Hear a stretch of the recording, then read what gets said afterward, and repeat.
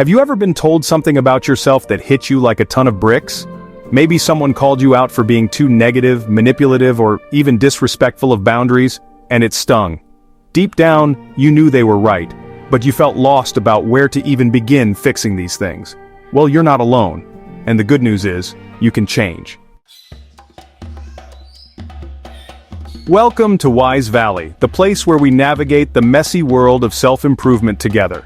Today, we're tackling a tough but important topic: toxic traits that could be holding you back in your relationships, both romantic and platonic. Traits like negativity, emotional manipulation, lack of accountability, or not respecting boundaries. If you've ever felt like these behaviors are sabotaging your connections with others, stick around, because this video is for you. And before we dive in, if self-growth and practical strategies are what you're looking for, make sure to subscribe to Wise Valley. Here, we don't just talk about change, we make it happen. Now, let's get into it.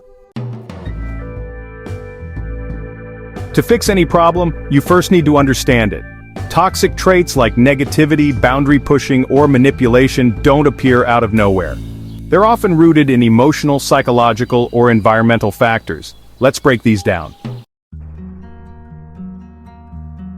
Emotional roots. Negative patterns can often stem from childhood experiences. For example, if you grew up in an environment where criticism was constant, you might have internalized a sense of unworthiness.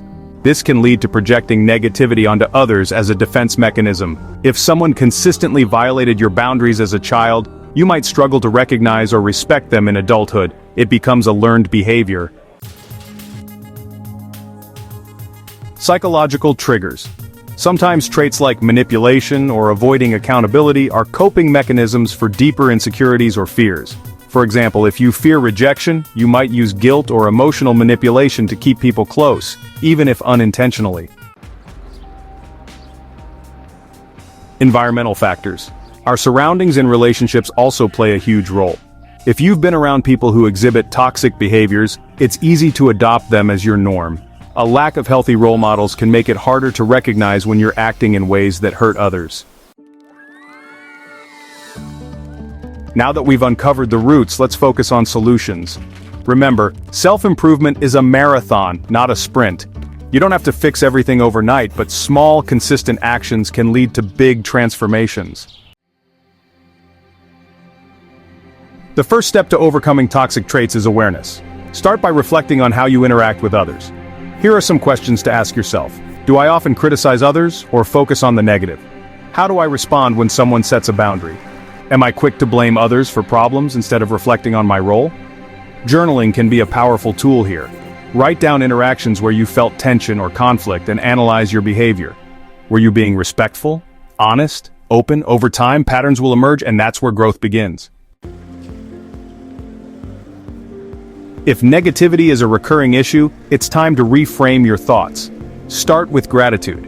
Every morning, list 3 things you're grateful for. This simple practice rewires your brain to focus on the positive.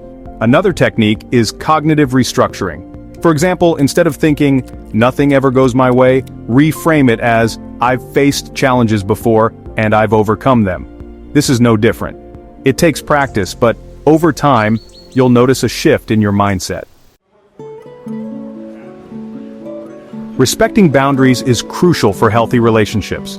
Start by learning to recognize them in yourself. Ask, what makes me uncomfortable in interactions? How do I communicate my needs clearly and respectfully? Once you understand your own boundaries, you'll find it easier to respect others. Practice active listening. When someone says no or expresses discomfort, don't push back. Instead, acknowledge their feelings and adjust your behavior. Respect is a two-way street. Accountability is about owning your actions, even when it's uncomfortable. Here's how you can start. When someone points out a mistake, resist the urge to defend yourself. Instead, say, "I see how my actions hurt you. I'm sorry, and I'll work on it." Reflect regularly on your behavior. What went well? What didn't? Accountability isn't about beating yourself up. It's about learning and growing. The more you practice it, the easier it becomes. Manipulation often stems from a fear of losing control or being vulnerable. To counter this, focus on building honest and open communication. Instead of trying to guilt someone into doing what you want, Express your feelings directly. For example, replace, "If you cared about me, you'd do this" with, "I feel hurt when my needs aren't met. Can we talk about how to address this together?" Therapy can also be incredibly helpful for addressing deep-seated patterns of manipulation. A professional can guide you in developing healthier ways to communicate and cope. Let's look at Alex, a 28-year-old who struggled with negativity and manipulation in relationships. Alex grew up in a critical household and found it hard to maintain friendships or romantic connections. When Alex started journaling, they noticed a pattern. They often used guilt to keep people close and focused too much on what was wrong in their life.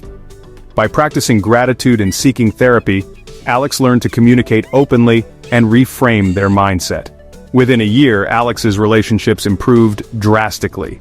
Friends described them as more positive and supportive, and Alex finally felt the joy of genuine connections. It wasn't easy, but it was worth it. Here are some tools and strategies to help you on your journey. Journaling apps. Apps like Day One or Penzu make it easy to track your thoughts and behaviors.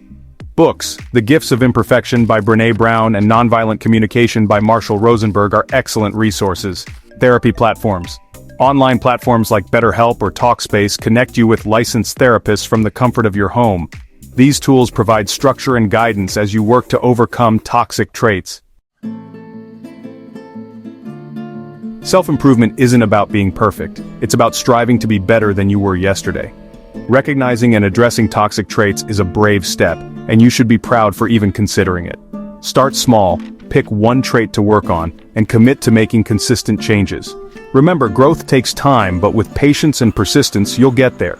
If this video resonated with you, don't forget to like, subscribe, and share it with someone who might benefit from this message.